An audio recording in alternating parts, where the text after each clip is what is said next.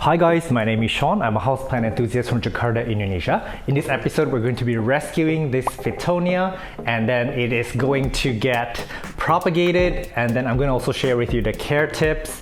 This is actually a very confusing plant. It's not easy for most people. These guys are from South America. There's many varieties of them. The most common one is this green with this beautiful venation on them that gives them their name, nerve plant. They look like nerves, I guess. And there's also really beautiful pink and reddish varieties, and some of them are very crinkly. So if you really want to dive into Fittonias, yeah, go look up those pink beautiful Fittonias. But those are actually not my style because I don't really have a lot of pinks in my collection. A lot of people tend to also relegate them towards the terrarium type plants. This plant, they actually like bright indirect light. Although when I got this plant about 4 or 5 years ago, all the websites told me that these guys are low light loving plants. That is actually not very true at all. Now, however, you don't want to give it too much light as well. When you give them a bit of direct sunlight, the leaves become very bleached. They become light green in color and they can even burn. So give them as bright light as you can if you want to see these beautiful glorious leaves with short internals, because this is what happens when you move them to like a lower light situation, which this guy was under a shelf. It used to see better days. It used to be so full and lush. And then it just exfoliated. It started like trying to find light, and it just was reaching for. It's not a sexy look on these guys. And for me, this is a plant that I've rescued many times over by propagation, and that's what we're gonna do later. So yeah, bright indirect light, maybe medium light, and with watering, these guys actually do droop when they need watering, and that's when you know to water them. So really, the watering depends on your environment, your potting media, the size of the plant, depends on so many variables, but they really tell you when to water it. However, that being said, you don't want to keep letting your plant droop every time before you water it. That's actually a sign that it's a bit too far gone. So when you have like a plant drooping at, let's say, 4 or 5 days intervals, that's probably when you know you should water it, maybe every 3 to 4 days or so. So just use your feelings, but don't let them droop before you water them again. That's really not so beneficial for the plant. Fertilize is the same with your other house plants. I used to have a bit of mealybugs action on these, but then they were quickly overcome. And then I haven't had much pest pressure since. Although this was growing next to like other plants that had spider mites, this was spared by the spider mites. Ooh, and it might be worth mentioning that these guys can actually tolerate a wide variety of potting medium. Again, you do want to water them according to the potting media that you're given.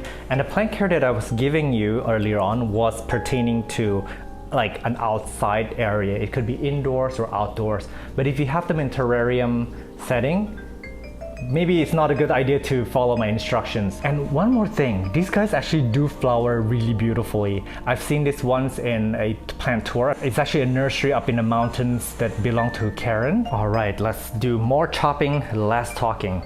I'm gonna take a top cutting here. That cutting is a bit wilty. It's not a good sign. And I'm gonna just put it in this little cute little bottle. Look at how cute is this. I'm gonna take maybe a healthier one, maybe that one. Oh, this has way too many leaves, for cutting, again, I don't think we should have this. I'll take this leaf off. It's got a bit of damage. Take it off. You don't want to have too many leaves. They need some leaves for the photosynthesis, but not too many. Yeah, I'm just gonna keep 2. Look at how cute this thing is. Super cute. And I want to, because the bottle is so small, I want to make sure I top it up. I have a feeling this is a plant that would be very thirsty. It's probably going to drink up the water rather quickly, but that's my feeling. Sometimes you have these intuitions, you know, about plants. For this one, it's a really long vine here. I'm going to cut it way back. I'm going to take the top cutting off. I'm going to throw away the bottom vine there, and I'm just going to stick it back into the soil. I'm going to do that with the rest of this pretty much. Now this one cutting, again, it's got too many leaves, I think. I'll take one off. Usually want to take the lowest, older leaf off. Let me see if I can find more. I cut it off there because you can see there's a little thing already, little leaf or little vine coming up from this node. I'm just not gonna focus. They are right in the middle of the screen. So that's a new vine that's going to appear from there. And this cutting, again, too much too many leaves. And then, yeah, that's a nice viable cutting. I'm gonna stick that right on top. Now, it's very crucial now to never let this dry out completely, because these cuttings that we just stuck in here, they don't have water storage capabilities. So they will just dry off really, really quickly. Again, this is a no-brainer. Cut this one leaf off. I'm gonna stab.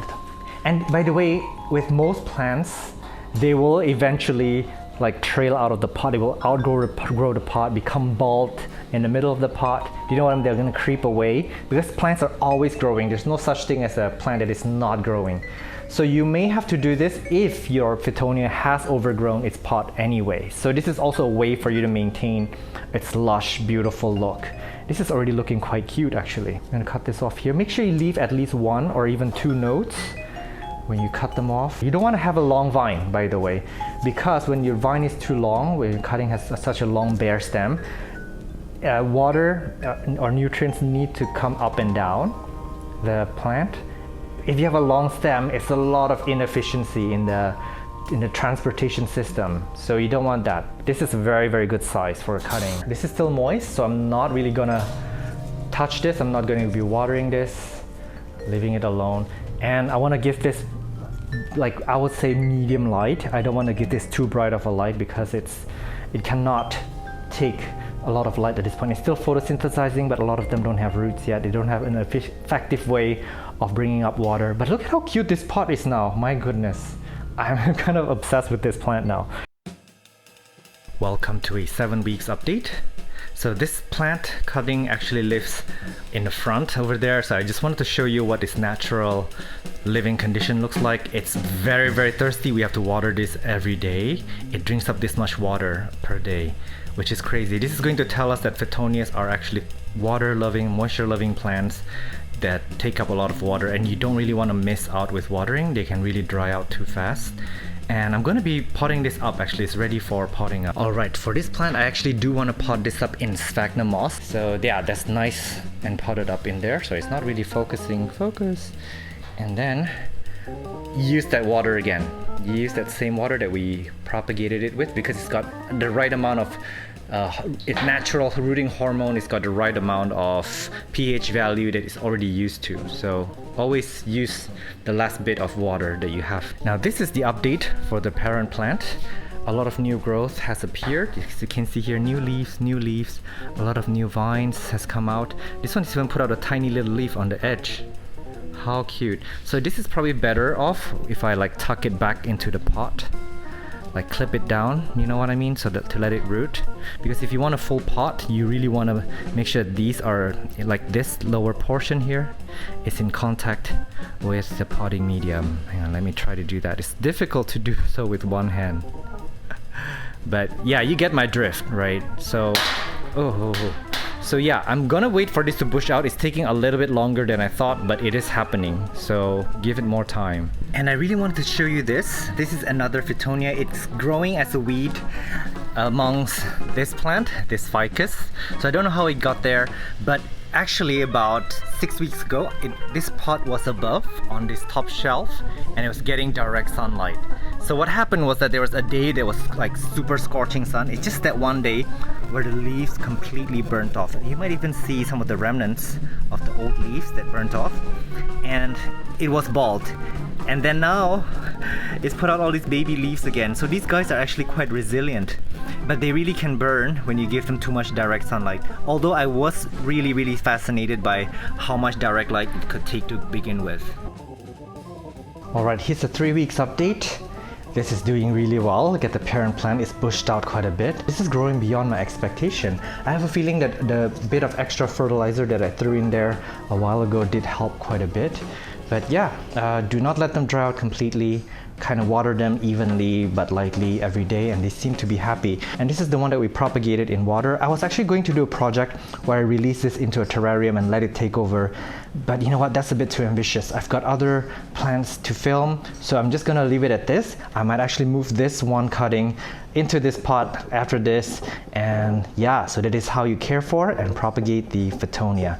Thank you so much for watching. If you have any questions about plant care and propagations, feel free to reach out at botanist on my Instagram account. Meanwhile, do take care and stay safe, you guys. Bye. Thank you, Patreon members, for supporting the channel. Should you consider joining as a member, the Patreon link is Sean from Only Plants. It can also be found in this video description. I've started producing bonus contents for members. These include plant hauls, plant shopping, and mini bite-sized adventures. The same bonus contents will also be unlocked for you if you join to become a YouTube member of the channel. There is a monthly membership fee as small as a cup of coffee a month. Simply go to Only Plants channel page and click join. Your contributions help me grow the channel, do better content, and have a better quality of life. For that, I thank you from the bottom of my heart.